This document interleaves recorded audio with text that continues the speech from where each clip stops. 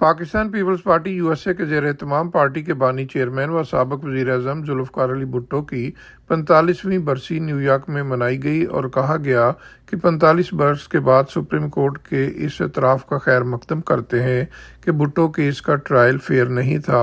ताहम ये मुतालबा भी करते हैं कि अनफेयर ट्रायल करने वाले जजों को भी इंसाफ के कटहरे में लाया जाए। खालिद अवान की सदारत में बरसी की तकरीब का इनेकाद शायान कुरैशी की जानब से तलावत कुरान मजीद और राजा रज़ाक की जानब से बारगाह रिसालत सल्लल्लाहु अलैहि वसल्लम में नजराना अकीदत पेश करके किया गया।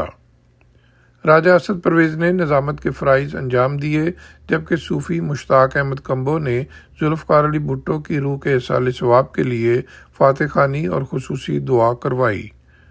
बरसी की तकरीब से खिताब करते हुए पीपल्स पार्टी न्यूयॉर्क और यूएसए के अहदेदारान खालिद अवान, जमशेद गुज्जर, सफदर हुमायूं कुरैशी, जफ़र चट्ठा, राजा असद, मुश्ताक कम्बो, नासिर सलीम, अज़रा डार, रुखसाना सुहेल, सहरिश वकार, रोहेल सैमुअल, सलमान जफ़र, अरशद अता, खालिद कुरैशी, जेम्स सिप्रियन और अब्दुल मुस्तफ़ा ने ज़ुल्फ़िकार अली भुट्टो की मुल्क कौम और मिलत इस्लामिया के लिए खिदमात को खराज तहसीन पेश किया।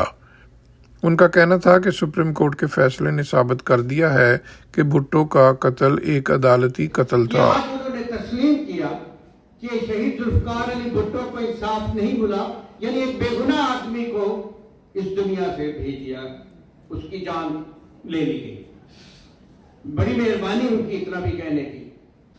क्या ये मुमकिन नहीं था, क्या ये पॉसिबल नहीं था कि जिन्होंने ये जुल्म किया, वो बेज़मीर लोग जिन्होंने ये गलत फैसला किया, एक शख्स को नहीं हटाया, पाकिस्तान को तरक्की की उस ट्रेन को चलने से पटरी से हटाया, कम से कम उनका तयन ही कर दिया जाता।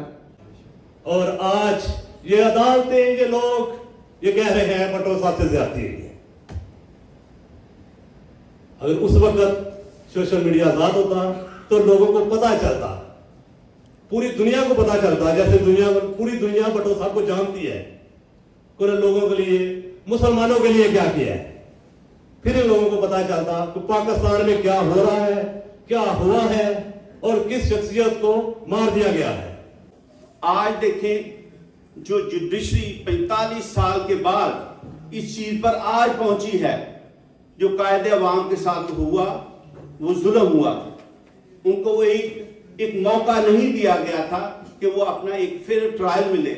मैं परसों 4 अप्रैल को एक टीवी पे क्लिप देख रहा था जस्टिस जुनैद इकबाल साहब का, तो वो बयान करते हैं कि 4 अप्रैल 79 को मैं सोया हुआ था, तो मेरे दरवाजे पे दस्तक हुई।